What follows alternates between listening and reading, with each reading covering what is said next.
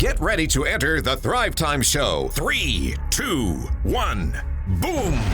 Oh, Thrive Nation, we are fired up and so excited to be here with you today because I know that this is the day that the Lord has made and that you should rejoice and be glad in it because it is always profound, Z, when you are above the ground. Is it not always profound when you're above the ground there? Absolutely. I mean, you've got to celebrate the victories you have in life, and being alive is a victory to start. That's like victory one. Boom. There you go. What we're doing is we're breaking down characteristics of super successful people. Over the next 7 shows, these are common denominators that I've noticed amongst super successful people. And because I pretty much only interact with successful people, I thought, you know what I'm going to do? I'm going to go ahead and start writing down things on my notepad as I observe them, and I'm going to write it down. And then I'm going to do a 7-part series about them because some of the things are obvious. Some of them are not obvious. Some of the things are obvious to me but not obvious to everybody else. And so here's character attribute number 5 I see of super successful people. To achieve your goal, you must have the mindset that you've already achieved it. I've seen this. So Thomas Edison, the famous inventor who invented the first practical light bulb, recorded audio and the motion picture, while also creating General Electric. He says here, genius is 1% inspiration and 99% perspiration. But I think he already saw himself as the inventor of the light bulb before he was. I think he already saw himself as the creator of a huge company before he was.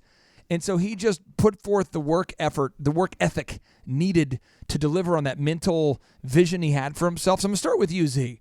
How do you ever do that? Do you ever visualize yourself like you've already done it when you start a project? I mean, do you ever say, okay, the auto auction, I'm starting it, but I already know in my mind's eye how it's going to be once it gets big, and then you just how does that visualization work for you? You know, I want to touch on. I'm going to come back to that. You're absolutely correct. You have to, and I do that.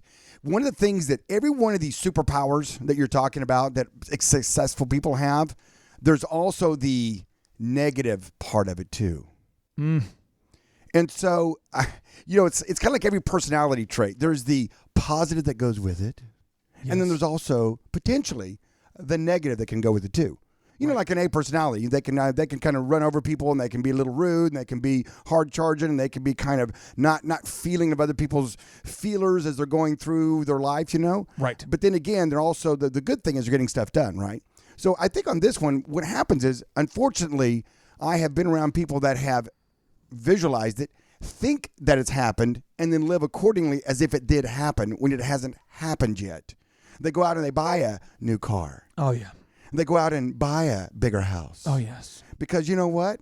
Hey, it's going to take off. They're out there upgrading and buying a bigger turkey. I mean, come on. The cost of honey, a turkey? This year we're not going to get Spam. We're going to get an actual turkey. Not just, see, I was referring to live turkeys. I was my turkey and I are offended. I was referring to a live. Oh, yeah. Tom, sorry. Sorry, Tom. I didn't mean. To me, if you're living a high life, if you're a big baller, if you're materialistic, you would buy more turkeys. There you go. And I'm surprised Tom hasn't walked into the man cave yet today, because he normally does come in and gives me a little, how you doing? He senses your positive aura, but he understands your boundaries. He doesn't want to violate your. And not a lot of turkeys get that. Right. But yes, you have to do that. You have to have a confidence that you're going to do it, and you've pictured yourself doing it. It's going to get done, but you can't be just silly in the sense that you live like it's already happened. So I want to get Amber's take on this. Amber Kolaw, her and her husband started Kolaw Fitness together many moons ago, yet each year she gets younger looking. It's a weird deal. It's hard to figure out how that works. It really, we won't get into that, but it's how's it possible is the question. All the listeners are asking. I saw that movie with Brad Pitt. It's the thing where they just... The Benjamin Button movie. Yes, the Benjamin Button. Yes, Is your last name, is your maiden name Button? I was going to say Clay's got his eyes done with Dr. Zellner. Oh, nice. No, you're right. I do have him slight blur, but that's only for when Vanessa's around. If you've seen his wife, there's no way a guy like that could gather a girl like that. So sure, I make her vision poor, but his vision's good. His vision's good. So I want to ask you, though, because you guys started Kolaw Fitness in Bartlesville. And you were, if I'm wrong, correct me here, I think you were a hairdresser or hairstylist when you guys started, and Charles was a personal trainer. Is that correct? Yeah, we both started out of the house, and we revamped the laundry room into a salon, and he revamped our formal living room into a private training studio. And so we both, were working out of the house, and his clientele got so big that I was helping him more and more and had less time to schedule appointments for myself. So then at that point, we moved out of the house and opened the gym. And you had a $115,000 home that you started the business out of, and Yes. you guys have been doing this for over a decade, and you just moved out of that home about a year ago. Yes. But you visualized in your mind that you would have a very successful company, and you do. You have 3 really cool locations. Right. You have Joplin, you have Topeka, you have Bartlesville. So you've got those locations. Did you visualize yourself staying in a small house the whole time, or were you thinking about delaying gratification? What was going through your mind as it relates to, because you are doing exactly the opposite of what Z was referring to, where somebody spins before they have. You guys were delaying gratification for you lived in a $115,000 paid off house when you guys had a multi-million-dollar company. Is this correct? Right. That's right. And those were the 2 key words, delayed gratification. And we talked about that a lot. That was the focus. We knew that we were going to live life bigger, and we knew that we could, and we had that vision. And it took us being a team together to remind each other, because there were both times that we wanted to spend on different things that wouldn't get us to that goal, and we'd have to remind each other, it's the delayed gratification. Let's wait. One of my highlights of this last in-person workshop was meeting Charles and Amber.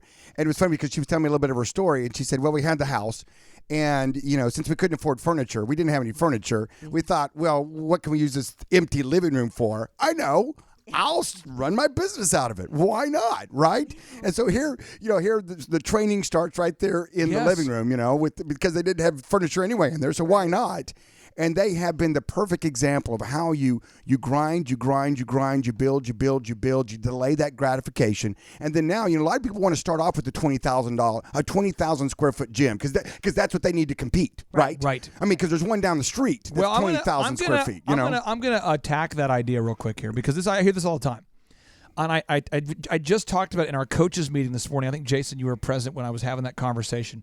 But I was telling the team, if you're a startup, okay, and you're competing with Walmart, Sam Walton in his book Made in America talks about it. He says in his book, towards the end of the book, he explains, he says, if you want to compete with Walmart, what you'll need to do is open up a sporting goods store right next to me and make sure that you offer a variety of bats and balls and gloves and sporting goods that we don't offer, the big variety, because we focus on the stuff that everybody wants. We don't go deep with variety. And then offer good customer service, because we don't.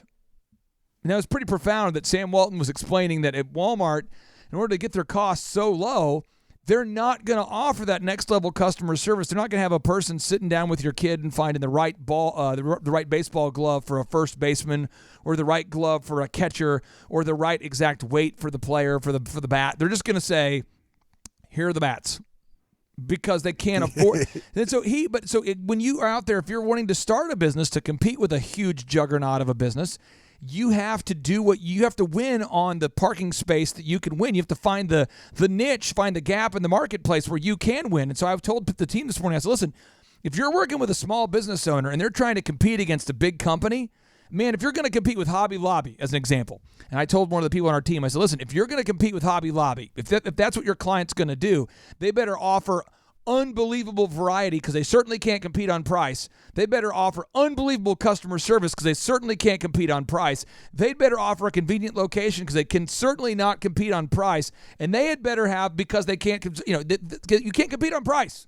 And so I just think it's awesome that you guys have made the transition where you first competed on like awesome service, awesome results, awesome training, and now you've transformed into a big company, and you've kept that same service level, but you also compete on price. Now you've become like can you explain your business model for the people out there that don't know because it's crazy what does the first month cost somebody who wants to join a Koloff Fitness in Joplin or Topeka?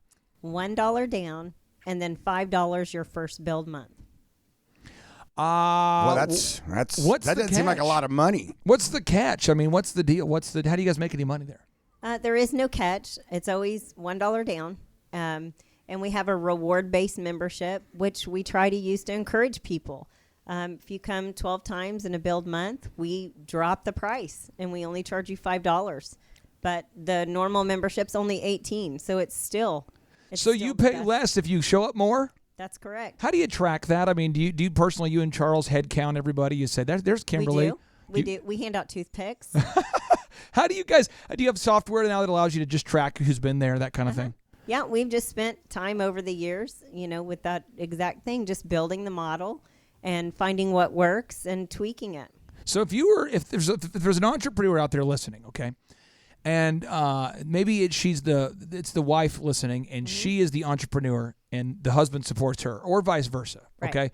What advice would you have for any female entrepreneurs out there, or any female wives of entrepreneurs? What advice would you have from your perspective? Because man law is how I operate. But what advice for any of the female entrepreneurs? Because you are a unicorn in that you are a female entrepreneur. You've grown a very successful company with your husband. What advice would you have for the listeners out there? Listen to the Thrivetime show. Oh, wow. I love it. Perfect. I think it's, for us, it's been working as a team. We both knew what the goal was, and we both stayed focused on that goal. It wasn't one or the other, just working as a team. That's been the goal. Now I want to get Jason's take on this. So you guys have built a dominant company as a team, and Jason's part of our Elephant in the Room team. He's one of the managers for the Broken Arrow store. And I want to tell you, Z, you know the problem with the Broken Arrow store? You know what the problem with that store is? Nope. It's on the threshold of a part of America where people don't get their hair cut. So people in Broken Arrow typically get their hair cut. Yeah. I'd say a lot of fine folks out there in Coweta. But you go a little bit further east there, Z, and people say, well, I was just going to cut my hair myself. I'll tell you I what. got a Flowbee the other day online for $19.99. What can y'all come in? Can y'all price match? Because for like $5, man, I can get a Flowbee cut. I mean, my boy Raymond will cut my hair with his own scissors. He got them just off a utility belt there, Z, and he was able to use a kind of a combination between an X-Acto knife and a Flowbee. Hey, don't discount a Flowbee. So, Jason, talk to me. What question do you have for Dr. Zellner? Any question at all about becoming the successful person that I know you're becoming? I'm watching you do it. But what question would you have for Z about getting to where you want to go with your own career? Okay, so there is a ongoing joke that because I'm so nice, I would be an honorary Canadian. And so when I got the Broken Arrow store, they were under previous management. And so when I got there, I didn't have in my head that I had earned that yet. I thought that I would have to earn it and rise to the mantle that was already set. So when meeting a new team, in order to, I guess, assert your dominance, become the authority figure, what would you do, or what mindset would you recommend to somebody in that situation? Ooh. Well, to prove that you're the alpha male, I think you need to go around and just urinate all over the office. No, I'm teasing. And you want to threaten men. No, I think that there's that's a very good question. And I remember back in the day. When I was a young man, I would always, you start school, right? And you'd always have two categories of teachers. And one category of teacher would be like, hey, I'm really nice. I'm a nice guy. You kids are awesome. You guys are great. We're going to have a great year. Great year. And you know what? Teamwork. We'll just kind of figure it out as we go. Teamwork makes the dream work. And you kids are, I know you're not paying attention back there on the second row. But I brought you gummies. I brought gummies, and we're just going to have just a lovely, lovely time. And when we get back from the break, I'm going to describe the teacher that actually had my respect, and that I learned a lot more from, and was really overall a much better situation for students. That is a shameless cliffhanger. We'll be back. It's the Thrivetime Show on your radio. These faces are made for radio and not TV. Talking everything from play to Z. Auto washes, banks, haircuts. Get ready to enter the Thrivetime Show. I'm a father of five with maniacal focus to teach the proven moves, no hocus pocus. Cause get rich quick is not a move, but the proven system will make your life improve. See, I'm more than just a rhymer, like a horse with blinders. Focused on the Thrivetime Show, it's where you find us. He be the Z and I be the C. Teaching business skills from Clay to Z. We both he be the Z and I be the C. Welcome back to the Thrivetime Show on your radio. My name is Clay Clark. I'm the former USSBA Entrepreneur of the Year and a former jackass. And I'm so excited to be here with you because nothing is worse than when you are suffering from the cosmic wealth-destroying, poverty-creating mindset known as jackassery, because you repel wealth. And it's so awesome when you have a curious mind that says, how can I get past myself? I'm stuck, but I know it's my fault. How do I get better? And we had Jason, who's a manager on the Elephant in the Room team, a great guy. He's doing a really good job. And he asked you the question, Z, before the break. He wanted to know, hey, Clay keeps screwing with me. He's moving me around all the time to new locations. How do I assert, my leadership, my authority, when he's known as the nice guy? How does he assert his authority when he is the nice guy? And I started the answer on the last segment. Yes. So if you're just now tuning in, you can always go to thrivetimeshow.com. We put every radio show as a podcast, and you can listen to it free of charge as many times as you deem necessary. Yes. But I started with it by saying that when school starts, you would go, and you've all I have experiences, and every now and then you have a teacher that you just go to class and they're like, just want to be the nice guy. They're like, oh man, we're just going to have a great time. This class is going to be awesome, and here's some gummy bears, and you know what, you guys, these kids in the back, I know aren't paying attention right now, but it doesn't matter because I'm the nice guy, Right, you know? right. And we're just going to have a lovely, lovely time. And then what happens is they start off nice, and then they have to try to do some correction, and it just feels weird. Right. Versus the one that I think is going to answer your question. And that is the one that's come in and they are like, man, here's the rules. Here's the way it's going to be. Here's what I expect from you. And you're almost like, oh my, this is, wow. Oh, wow. Miss Jenkins didn't come to play. Wow. I've heard about her. She's a tough nut. And then what happens is throughout the year, they lighten up a little bit.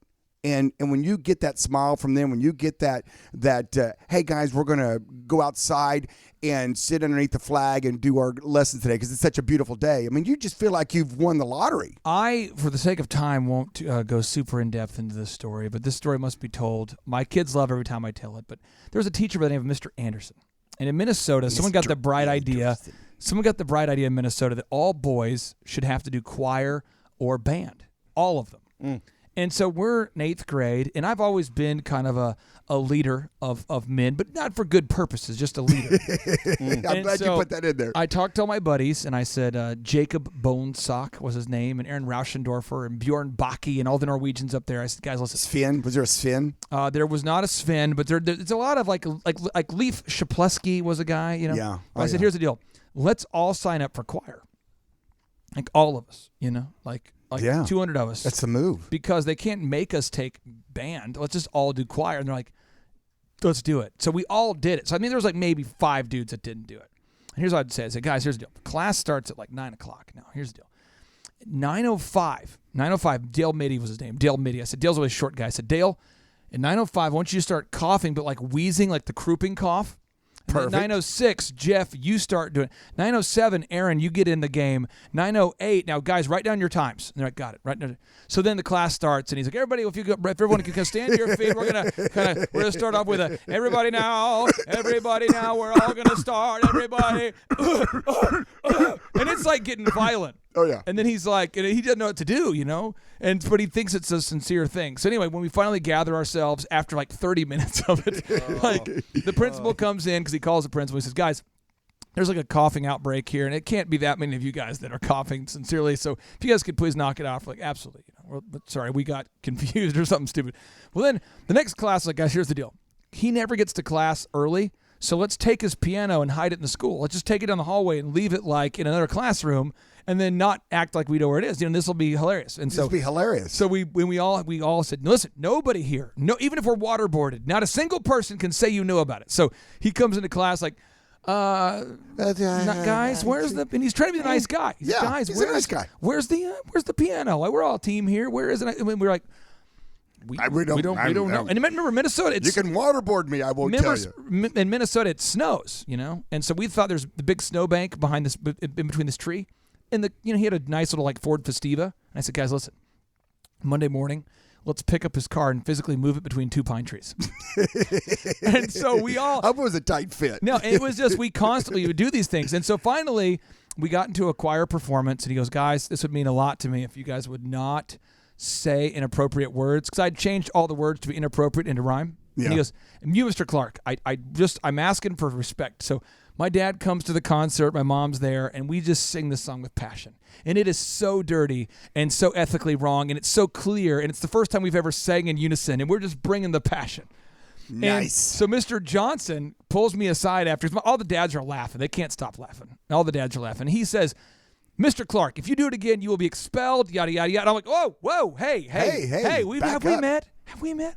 I feel, he goes, no, I know what you're doing. It's over. No rapport with you. And he just laid it down, and I was fine. I was cured. And I think sometimes as a manager, you have to do that. So I want to give time for Amber to ask or to share her take on this, because Amber, you manage a lot of people at Co-Law Fitness, and you're a nice person. Your husband's a nice person. Have people ever tried to take advantage of you guys early on when you were trying to be, or maybe you never were trying to be the nicest boss in the world? Well, Clay, I think we fooled you. Charles is the nice guy, and I told Charles many, many years ago, it bothers his heart more when people are upset than it bothers me. So I told him, we'll just save face. We'll let you be the good guy, and I'll always deliver the bad news. And that's just a role we had talked about and we took many years ago. And but we've had many people come in, and we'd have guys that he went to high school with, and they'd say, yeah, Charles is going to give me a free month, and so I'm just going to go on in and work out. And so I'd stick my hand out and I'd say, it's so nice to meet you. I'm Charles's wife of 8 years. And they would just stand there, So guys were always trying to pull one over on me at the gym because I was the female. But you don't take any crap. You're a no-nonsense lady. Is that what you're saying? Yes, I am your type A. And Charles will buffer me as well. So even in our staff meetings, I'm the one that gets a little escalated. I'll kind of tell it like it is, not sugarcoat it. Hey, Clay, and Charles, yeah, I exercise. I lift weights at Co-Law Fitness in Bartlesville. They're a client of mine, and I have seen Amber walking through the workout room with a paddle in hand. She runs a tight ship. If you step out of line, somebody's gonna get smacked.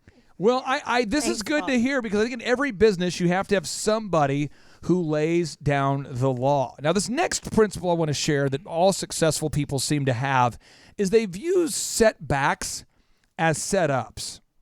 They just do it that way. It's like whenever they get a rejection, they view it immediately. Joel Osteen says, every setback is a setup for a comeback. God wants to bring you out better than you were before. And I think the idea is that you need to view what most people see as struggles as growth opportunities. And we come back, I want to get Z's take on this, because you could be sarcastic and say, yeah, because your business is terrible. You keep saying it's a setup. By the way, Z, we're broadcasting here from the Man Cave Studios, and the door's open, and you can kind of hear the weather. Z, is that kind of exciting? I mean, I love it. I love it too. I'm surprised Tom the Turkey hasn't walked in, though. That's kind of, I know I've got boundaries. I know Tom and I have a healthy relationship, but I'm kind of surprised. I think when you lay down the law as being the manager of the show, he's kind of afraid. Yeah, you need to build more rapport with him. That could have been it. Stay tuned.